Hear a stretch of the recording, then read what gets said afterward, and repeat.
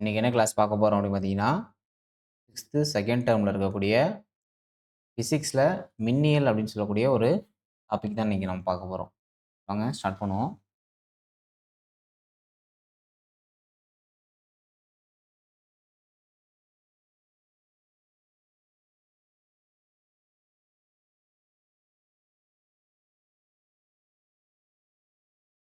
இப்போ முதல்ல வந்து பார்த்தோம் அப்படின்னா, மின்சாரம்.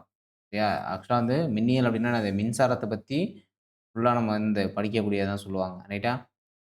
இது முதல்ல என்ன அப்படின்னு பார்த்தோம்னா, மின் மூலங்கள்.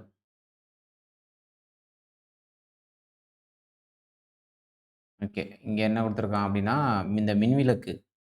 மின்விளக்கு ஒளிர்றதுக்கு காரணம் என்ன அப்படின்னு பார்த்தீங்கன்னா, மின்சாரம் தான். சரியா? கரண்ட் இருந்தா என்ன பண்ண முடியும்?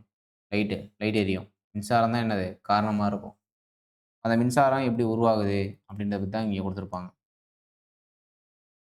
மின்சாரம் எங்கேருந்து கிடைக்குது? அப்படின்னு பார்த்தீங்கன்னா, ஒண்ணு அனல் மின் நிலையம், இன்னொன்னு நீர் மின் நிலையம், இன்னொன்னு கடலோட அலைகள் இருக்குல்ல அது, அப்புறம் காற்றாலை, அப்புறம் சூரிய ஒளி. ஸோ இதெல்லாம் தான் வந்து பார்த்தீங்கன்னா சோர்ஸ். ஒரு கரண்ட் உருவாகுறதுக்கு காரணம் அனல் மின் நிலையம், நீர்மின் நிலையம், கடல் அலை, காற்றாலை, சூரிய ஒளி. இதுலேருந்து தான் நம்ம என்ன பெறுறோம் அப்படின்னு பார்த்தீங்கன்னா, மின்சாரத்த உற்பத்தி பண்றோம் அப்படின்னு சொல்றாங்க. ரைட்டா? ஓகே.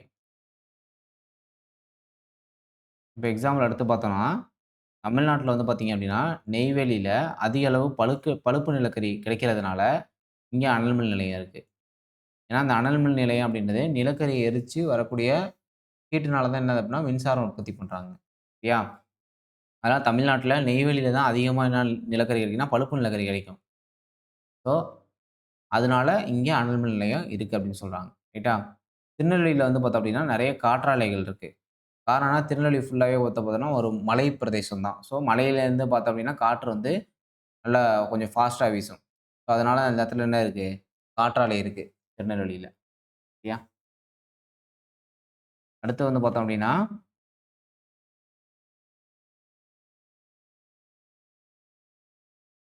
மின்னாற்றலை. இது இல்லாம இந்த கரண்ட்ட வந்து பார்த்தோம் அப்படின்னா, மின்கலன்கள் மூலமாவும் நம்ம வந்து மின்கலன்கள் மற்றும் மின்கல அடுக்குகள்லேருந்து நம்ம இந்த கரண்ட்ட எடுத்துக்கலாம்.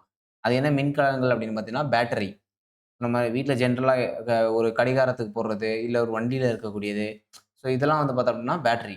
அந்த பேட்டரி மூலமாவும் நம்ம வந்து அந்த குறிப்பிட்ட அந்த மின்னாற்றல் வந்து நமக்கு வந்து குடுக்குது அப்படின்னு வந்து சொல்றாங்க. நெக்ஸ்ட்டு மின்சாரத்த உருவாக்கக்கூடிய மூலங்கள என்ன சொல்லலாம் அப்படின்னா, மின் மூலங்கள்னு சொல்லலாம். மின்சாரத்த உருவாக்கக்கூடிய மூலங்கள மின் மூலங்கள். இப்ப பேட்டரி அப்படின்றது என்னது? ஒரு மின் மூலம் அப்படின்றத நம்ம சொல்லலாம். சரியா? பல்வேறு வகையான மின் மூலங்கள்லருந்து நம்ம என்ன பண்றோம்? மின்சாரத்த பெறுகிறோம். இப்ப தமிழ்நாட்டுல என்னென்ன மின் மூலங்கள் இருக்கு? அப்படின்னு நம்ம பார்க்கணும். சரியா? ஸோ இதெல்லாம் வந்து பார்த்தோம்னா, நமக்கு எப்படி கேட்பாங்கன்னா, மேத்ஸ்ல கம்பல்சரி கேட்பாங்க. முதல்ல அனல் மின் நிலையம். அனல் மின் நிலையம் அப்படின்னு எடுத்துக்கிட்டோம்னா, 2டே 2 இடம் தான். ஒண்ணு வந்து பார்த்தோம் அப்படின்னா, கடலூர்ல இருக்கக்கூடிய நெய்வேலி. நெய்வேலி லிக்னைட் கார்ப்பரேஷன் சொல்லுவாங்க. பழுப்பு நிலக்கரி வச்சு கரண்ட் உற்பத்தி பண்ணுவாங்க. அது ஒண்ணு.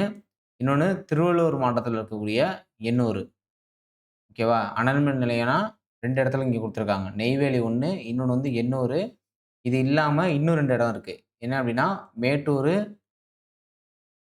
மேட்டூர் வந்து சேலத்துல இருக்கு. அது 1. இன்னொன்னு வந்து தூத்துக்குடி. ஓகேவா? நெய்வேலி, எண்ணூரு, மேட்டூரு, தூத்துக்குடி. இந்த 4 இடத்துலயும் அனல் மின் நிலையம் இருக்கு. சரியா? அதுக்கப்புறம் வந்து பார்த்தோம்னா, நீர்மின் நிலையம். நீர்மின் நிலையம் அப்டின்னா, ஏதோ ஒரு ஆறுல இருந்து என்ன பண்ணுவாங்கன்னா, மின்சாரத்த எடுப்பாங்க. அப்ப சேலத்துல இருக்கக்கூடிய மேட்டூர் டேம். அங்கேருந்து நீர்மின் நிலையம். இன்னொன்னு திருநெல்வேலியில இருக்கக்கூடிய பாபநாசம். சரியா? பாபநாசத்திலயும் என்ன இருக்கு அப்டின்னா, தாமிரபரணியோட துணையாறு ஒண்ணு ஓடுது. ஸோ, அதுலேருந்து என்ன பண்ணுவாங்க அப்டின்னா, கரண்ட் எடுப்பாங்க. அடுத்து அணுமின் நிலையம். அணுமின் நிலையம் அப்டின்றது 2 இடத்துல இருக்கு தமிழ்நாட்ல. ஒண்ணு வந்து கல்பாக்கம். சரியா? இந்த கல்பாக்கம் எங்க இருக்கு அப்டின்னா, காஞ்சிபுரம் கிடையாது. இப்போ டிஸ்ட்ரிக்ட் மாத்திட்டாங்க. என்ன அப்டின்னா செங்கல்பட்டு. செங்கல்பட்டு டிஸ்ட்ரிக்ட்ல இருக்கக்கூடிய கல்பாக்கம், திருநெல்வேலி டிஸ்ட்ரிக்ட்ல இருக்கக்கூடிய கூடன்குளம். ஸோ, இந்த 2 இடத்துல தான் அணுமின் நிலையங்கள் இருக்கு. சரியா? அதுக்கப்புறம் வந்து பார்த்தோம்னா, காற்று ஆலைகள், கன்னியாகுமரி மாவட்டத்தில இருக்கக்கூடிய ஆரல்வாய்மொழி, அப்புறம் திருநெல்வேலி மாவட்டத்தில இருக்கக்கூடிய கயத்தாறு.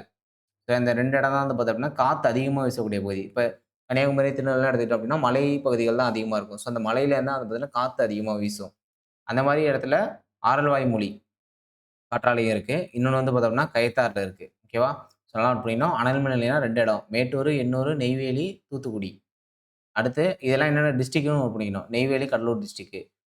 எண்ணூர் அப்படின்றது திருவள்ளூர் டிஸ்ட்ரிக்ட். நீர்மின் நிலையம் சேலத்தில இருக்கக்கூடிய மேட்டூர், இன்னொன்னு வந்து பார்த்தீங்கன்னா, திருநெல்வேலி மாவட்டத்தில இருக்கக்கூடிய பாபநாசம். அடுத்து அணுமின் நிலையம் 2 இடம். கல்பாக்கம், கூடங்குளம். காற்றாலை வந்து பார்த்தோம்னா, ஆரல்வாய்மொழி, கயத்தாறு. கயத்தாறு வந்து திருநெல்வேலி, கன்னியாகுமரி வந்து ஆரல்வாய்மொழி. ஓகே. இது 2யும் நோட் பண்ணிக்கணும். அடுத்து இத பத்தி கொஞ்சம் டெஃபினைஸா பார்க்கணும். அது என்ன அப்படின்னு பார்த்தோம் அப்படின்னா, இப்ப அனல் மின் நிலையம் 4 இடத்துல இருக்கு மொத்தமா. ஸோ, அந்த அனல் மின் நிலையத்தில என்ன வேலை நடக்குது? அத மட்டும் பார்க்கணும். இப்ப அனல் மின் நிலையம் அப்படின்னு எடுத்துக்கிட்டாலே, ஒண்ணு நெய்வேலியில இருக்கு. புக்ல குடுத்தது. நெய்வேலி இருக்கு. இன்னொன்னு வந்து பார்த்தோம் அப்படின்னா, எண்ணூர்ல இருக்கும். ஸோ, இந்த 2 இடம் தான் புக்ல நமக்கு குடுத்துருக்காங்க. சரியா? நெய்வேலி, எண்ணூரு, மேட்டூர், தூத்துக்குடியிலயுமே இருக்கு. இங்க என்ன அப்படின்னா, நெய்வேலியில நமக்கு நல்லாவே தெரியும் நிலக்கரி. இப்ப இங்க என்ன பண்ணுவாங்கன்னா, அந்த அனல் நிலையத்தில நிலக்கரியையும், டீசலையும் இல்லன்னா ஒரு வாயுக்கள எரிப்பதன் மூலம் கிடைக்கக்கூடிய அந்த வெப்ப ஆற்றலால் நீராவி உருவாக்கப்படுகிறது. நிலக்கரிய எரிச்சு அதிலேருந்து வரக்கூடிய நீராவி. அது மூலமா என்ன பண்ணுவாங்க அப்படின்னா, நீராவி உருவாக்கப்படுகிறது. இந்த நீராவி மூலமா டர்பைன வந்து சுத்த வச்சு, அது மூலமா என்ன பண்ணுவாங்க, மின்காந்த தூண்டலால மின்சாரத்த உற்பத்தி பண்ணுவாங்க. ஓகேவா? மின்காந்த தூண்டலால் மின்சாரம் உருவாக்கப்படுகிறது. ஸோ இங்க என்ன ப்ரொசீஜர் ஃபாலோ பண்றாங்கன்னு ஒரே லைன்ல சொல்லணும் அப்படின்னு பார்த்தோம்னா, வெப்ப ஆற்றல மின்னாற்றலா மாத்தப்படும். வெப்ப ஆற்றல் மின்னாற்றலா மாத்தப்படும். இப்ப நமக்கு நல்லாவே தெரியும். நிலக்கரிய வந்து எரிச்சோம் அப்படின்னா, ஹீட் உற்பத்தி ஆகும். அந்த வெப்ப ஆற்றலு மின்சாரமா மாறுது. அவ்வளோதான் கான்செப்ட். சரியா? அடுத்து போலாம். அடுத்து வந்து பார்த்தோம் அப்படின்னா, நீர்மின் நிலையம். நீர்மின் நிலையத்த பொறுத்தளவு இங்க நமக்கு குடுத்துருப்பாங்க. ஒண்ணு பாபநாசம், இன்னொன்னு மேட்டூர்.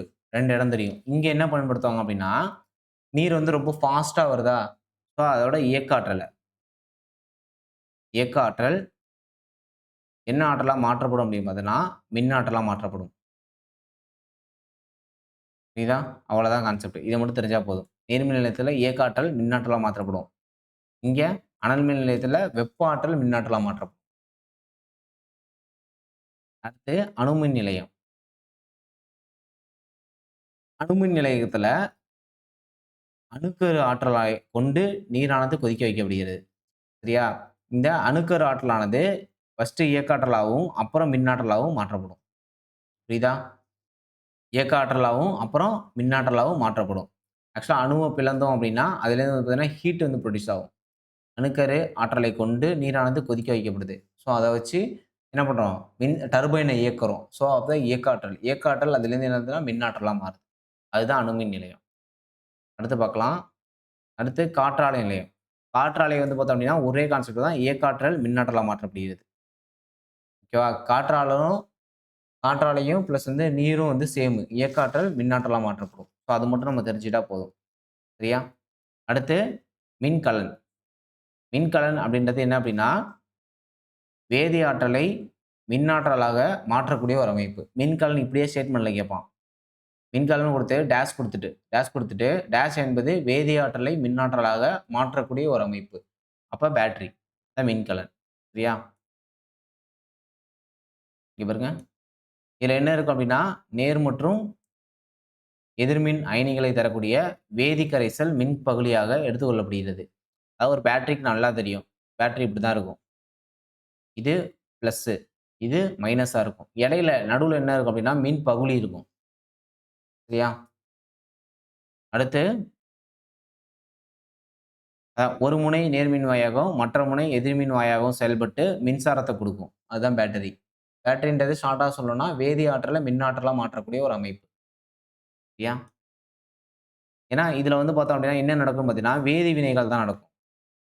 புரியுதா? வேதி வினைகள் நடந்து மின்சாரம் உற்பத்தி ஆகும். அத சொல்றாங்க. இப்ப இந்த பேட்டரிய 2ஆ பிரிக்கலாம்.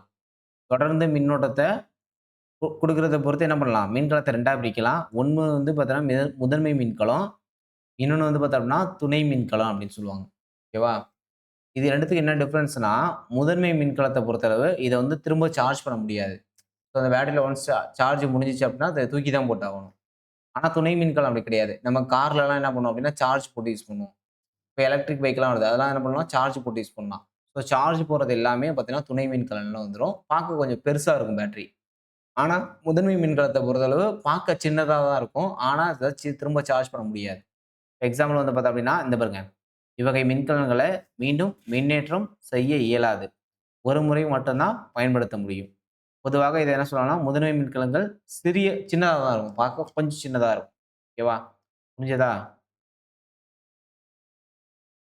அடுத்து, இப்ப அதுக்கு எக்ஸாம்பிள் குடுத்துருக்காங்க பாருங்க. எக்ஸாம்பிள் தான் நமக்கு கொஸ்டின் கேட்பாங்க. ரைட்டா?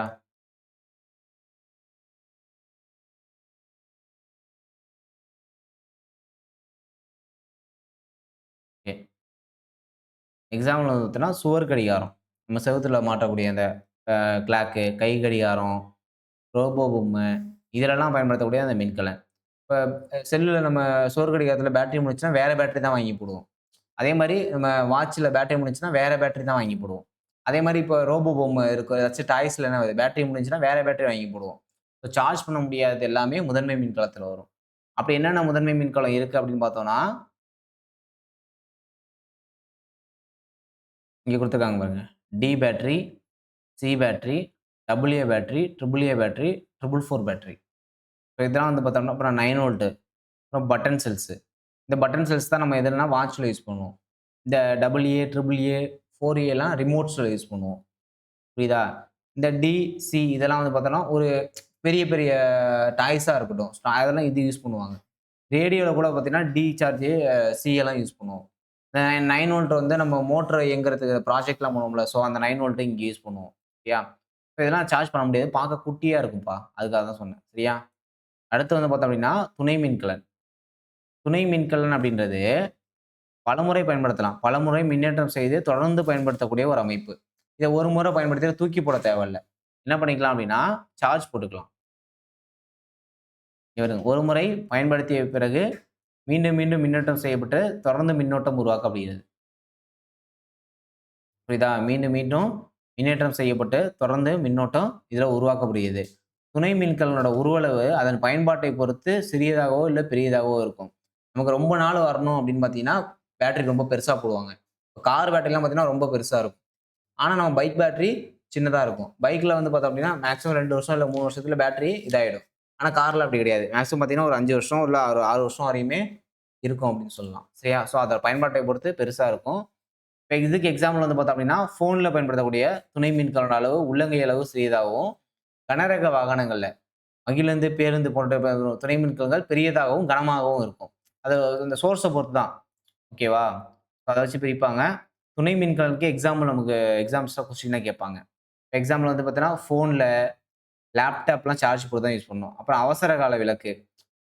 கரண்ட் இருக்கப்ப அத சார்ஜ் பண்ணிக்குவோம். கரண்ட் இல்லாதப்ப அந்த அவசர கால விளக்க யூஸ் பண்ணிக்குவோம். அடுத்து வாகனங்கள், இது பைக்ஸ். ஸோ அது எல்லாமே பார்த்தீங்கன்னா, துணை மின்கலன்ல தான் வரும். பேட்டரி கொஞ்சம் பெருசா இருக்கும். இந்த மாரி பெருசா இருக்கும். இது செல்ஃபோன்ஸ்ல, இது கார்ல பயன்படுத்தக்கூடியது. சரியா? அடுத்து மின்கல அடுக்கு. சரியா? இப்ப மின்கல அடுக்கு அப்டின்னா என்னன்னு பார்த்தீங்கன்னா, ஒரு பேட்டரிய இன்னொரு பேட்டரி கூட ஜாயின் பண்ணோம்னா, அதுதான் மின்கல அடுக்கு. புரியுதா? 2 அப்டி இல்லன்னா அதுக்கு மேற்பட்ட பேட்டரிய இணைச்சு மின்கல அடுக்கு உருவாக்கப்படுகிறது. மின்கல அடுக்கு அப்டின்றது பல மின்கலங்களோட ஒரு தொகுப்பு. நெறைய பேட்டரியோட ஒரு தொகுப்பு தான் என்ன சொல்லுவாங்க, மின்கல அடுக்கு அப்டின்னு சொல்றாங்க. ரைட்டா? ஸோ இத நோட் பண்ணிக்கணும். அடுத்து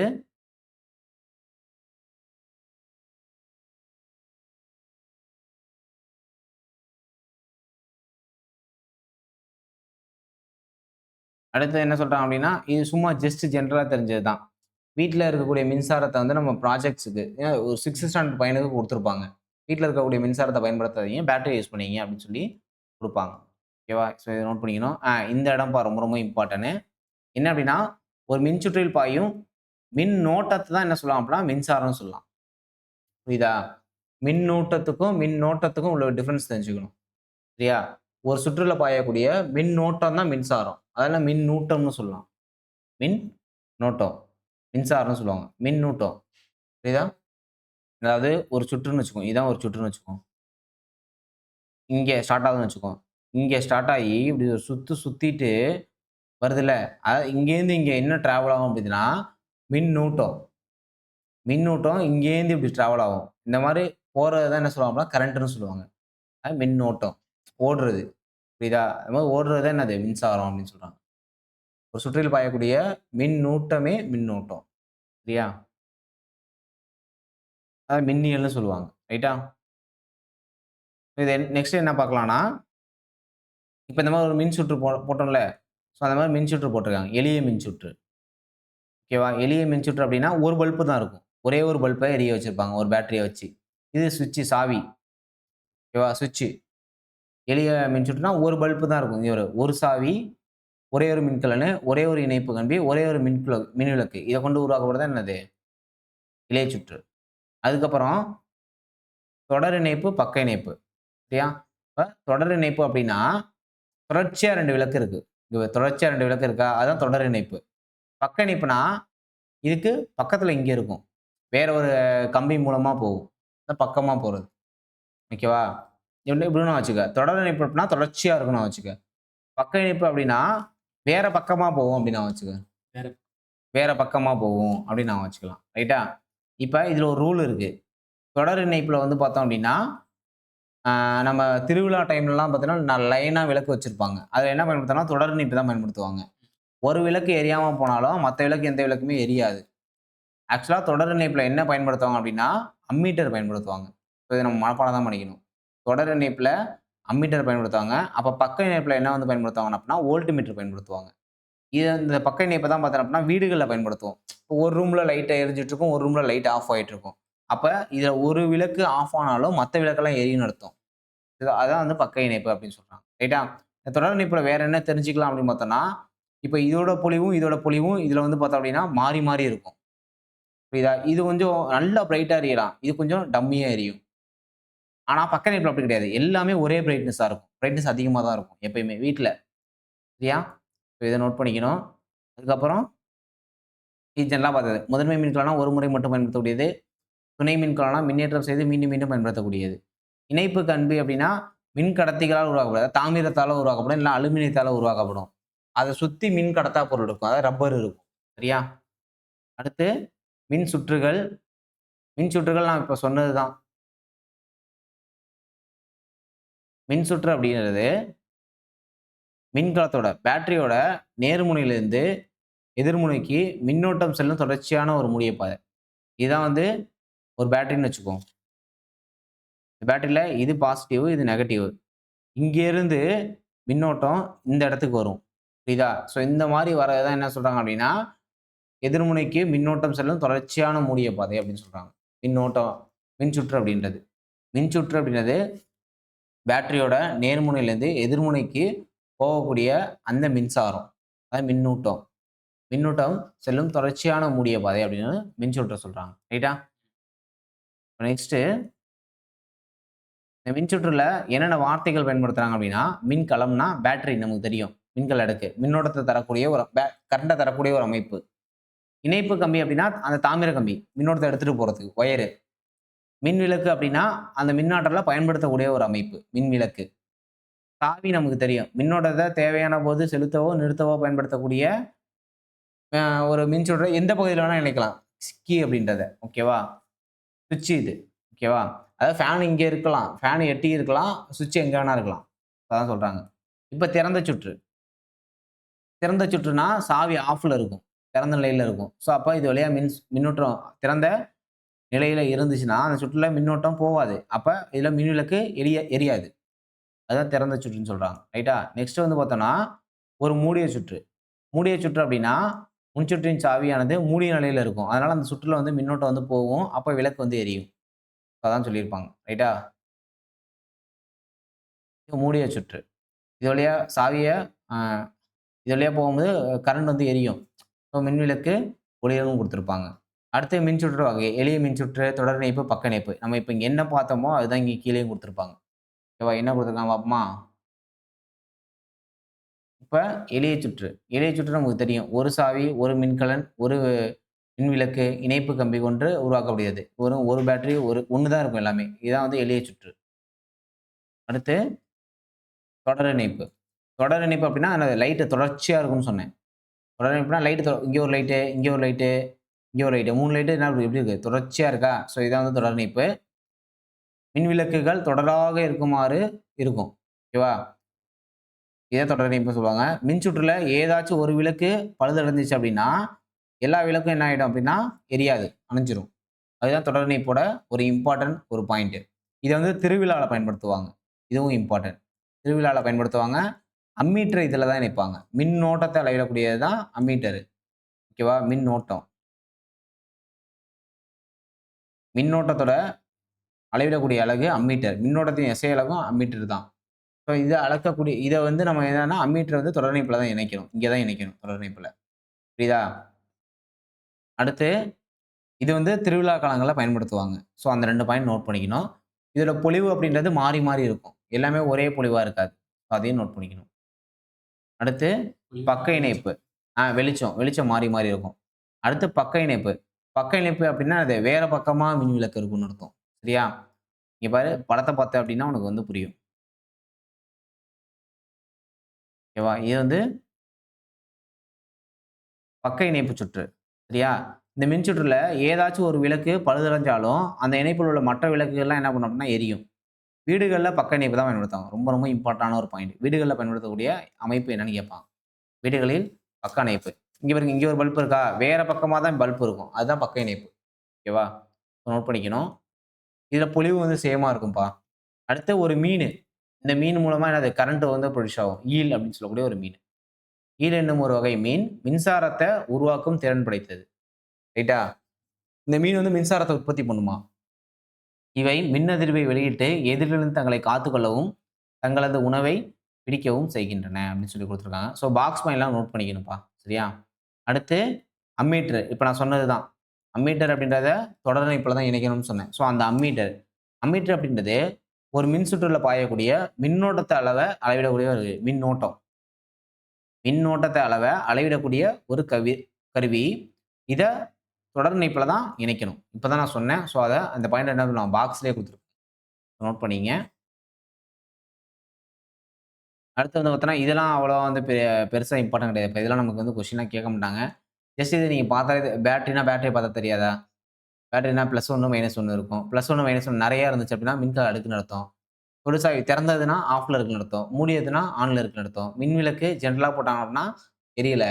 மேல 2 பாயிண்ட் போட்டதான் அப்படின்னா, எரியுதுன்னு அர்த்தம். இந்த மாரி கோடு குடுத்தான் அப்படின்னா என்னது? மின்சாதன இணைக்க பயன்படுத்தக்கூடியது. ரைட்டா? அடுத்து மின் கடத்திகள். மின் கடத்திகள்னா என்ன? அரிதிர் கடத்திகள்னா என்ன? அப்படின்னு பார்க்கணும். ரைட்டா? மின் கடத்திகள் முதல்ல பார்ப்போம். கடத்திகள் அப்படின்றது மின்னூட்டங்கள் பாயும் வீதமே மின்னோட்டம். கடத்தியில மின்னூட்டங்கள் பாயும் வீதமே மின்னோட்டம். இது நமக்கு தெரியும். ரைட்டா? அதாவது ஒரு பொருள் இருக்குன்னு வச்சுக்கோ. பொருள்கள் தன் வழியே மின்னூட்டங்களை செல்ல அனுமதிக்கின்றனவோ, அவை தான் என்ன சொல்லலாம் அப்படின்னா, மின் கடத்திகள்னு சொல்லலாம். ஒரு ஒரு ஒரு பொருள்ல நம்ம மின்னோட்டத்த செலுத்தணும் அப்படின்னா, அந்த பொருள் வழியா மின்னோட்டம் டிராவல் ஆகணும். டிராவல் ஆனுச்சுன்னா அப்ப அது மின் கடத்திகள்னு சொல்லலாம். எக்ஸாம்பிள் வந்து பார்த்தீங்கன்னா, தாமிரம். தாமிரம், இரும்பு, அலுமினியம் இதெல்லாம் வந்து பார்த்தீங்கன்னா, மின்னோட்டத்த கடத்தக்கூடியது. இப்ப வந்து பார்த்தோம் அப்படின்னா, மாசுபட்ட நீர். தூய நீர் மின்னோட்டத்த கடத்தாது. தூய நீர் மின்னோட்டத்த கடத்தாது. மாசுபட்ட நீர் தான் என்னது? மின்னோட்டத்த கடத்தும். சரியா? அடுத்து பூமி. பூமி என்ன பண்ணும்? மின்னோட்டத்த கடத்தும். சரியா? அடுத்து அறுதிர் கடத்திகள். அதாவது அறுதிர் கடத்திகள்னா ஒண்ணும் இல்ல. மின்சாரத்த கடத்தாத பொருள். சரியா? எந்த பொருட்கள் தன் வழியே மின்னூட்டங்கள செல்ல அனுமதிக்கவில்லையோ, அத என்ன சொல்லலாம்? மின் கடத்தா பொருள்கள்னு சொல்லலாம். எக்ஸாம்பிள் பிளாஸ்டிக்லாம் மின்சாரத்த கடத்தாது. பிளாஸ்டிக்கு, கண்ணாடி, மரம், ரப்பரு, பீங்கான் இதெல்லாம் வந்து பார்த்தீங்கன்னா, மின்சாரத்த கடத்தாது. முக்கியமான பாயிண்ட் எபோனைட். எபோனைட் மின்சாரத்த கடத்தாது. சரியா? எபோனைட் அப்படின்றது என்ன எப்படி இருக்கும் அப்படின்னா, இந்த மாரி ஒரு மரப்பலகை மாரி தான் இருக்கும். சரியா? எபோனைட் என்ன பண்ணாது? மின்சாரத்த சுத்தமா கடத்தாது. இத நோட் பண்ணிக்கணும். அடுத்து இதெல்லாம் வந்து பார்த்தோம்னா, ஜஸ்ட் மின்னதிர்வு ஏற்பட காரணமான மின்கம்பிய அணைக்கணும். ஒருத்தங்களுக்கு கரண்ட் அடிச்சுனா என்ன பண்ணணும்னு குடுத்துருப்பாங்க. சாவிய ஆஃப் பண்ணணும். மின்கடத்தா பொருள வச்சு அவங்கள வந்து தொடணும். அவங்கள வந்து முதலுதவி செஞ்சு மருத்துவமனைக்கு அழைச்சிட்டு போணும். இதான் குடுத்துருப்பாங்க. ரைட்டா? அடுத்து இந்த பாயிண்ட் ரொம்ப ரொம்ப இம்பார்ட்டன்ட்ப்பா. மின்சாரத்த கண்டுபிடிச்சது யார் அப்படின்னா, தாமஸ் ஆல்வா எடிசன். மின்சாரத்த பல வீடுகளில் பயன்படுத்தக்கூடியவை. மின்விளக்கை கண்டுபிடித்ததுக்காக நாம் அவரை போற்றுகிறோம். சாரி மின் விளக்கு. சரியா? லைட்ட கண்டுபிடிச்சது யாரு? Thomas Alva Edison. சரியா? ஸோ இவர வந்து நோட் பண்ணிக்கணும். தாமஸ் ஆல்வா எடிசன் தான் என்ன பண்ணியிருக்காரு? மின் விளக்க கண்டுபிடிச்சிருக்காரு. இவர் வந்து எந்த நாட்ட சேர்ந்தவர்னா, அமெரிக்க நாட்ட சேர்ந்தவர். 1000க்கும் மேற்பட்ட உபயோகமான பொருட்கள இவர் வந்து உருவாக்கியிருக்காரு. சரியா? அதுல ஒண்ணு தான் என்ன அப்படின்னா லைட்டு. சரிங்களா? லைட்டு. இங்க குடுத்துருக்காங்களா? Thomas Alva Edison. அத நோட் பண்ணிக்கணும். ஓகே. அடுத்து வேற என்ன இருக்கு அப்படின்னு பார்த்தோம்னா, அவ்வளோதான் வேற எதுவும் இல்ல. இந்த இந்த பாயிண்ட் இந்த பாக்ஸ்ல இருந்து கொஸ்டின் கேட்கறதுக்கு நெறைய வாய்ப்பு இருக்கு. சரியா? மின்விளக்க கண்டுபிடிச்சது யார் அப்படின்னா, ஏன்னா கண்டுபிடிப்புகள் தான் கொஸ்டினே கேட்பாங்க பிசிக்ஸ்ல. அடுத்து நினைவில் கொள்க, மின்சாரத்த உருவாக்கக்கூடிய மூலங்கள மின் மூலங்கள்னு சொல்லலாம். மின் மூலங்கள் அனல்மின் நிலையம் இருக்கு, நீர்மின் நிலையம் இருக்கு, காற்றாலை இருக்கு, அணுமின் நிலையம் இருக்கு. ஸோ நெறைய இருக்கு. அடுத்து இந்த பாயிண்ட் ரொம்ப ரொம்ப இம்பார்ட்டன்ட்ப்பா. என்ன அப்படின்னா, வேதி ஆற்றலை மின் ஆற்றலா மாக்கக்கூடிய அமைப்பு தான் மின்கலம். சரியா?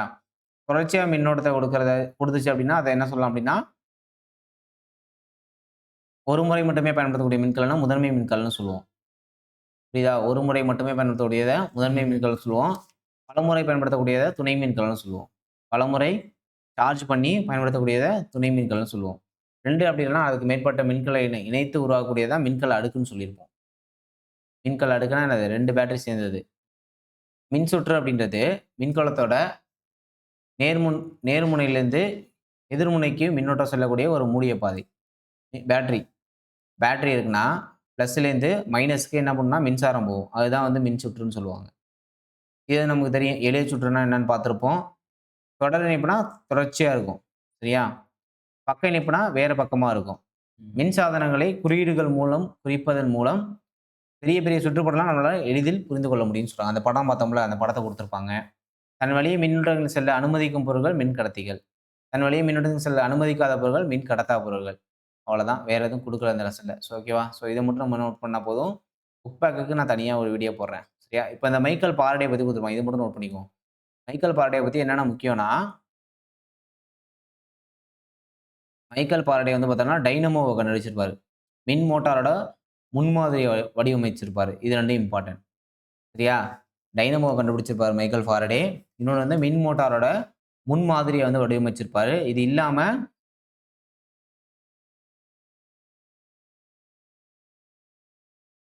அவ்வளோதான். வேற எதுவும் தேவையில்ல. ஓகேவா? ஃபாரடே பத்தி 2 பாயிண்ட்.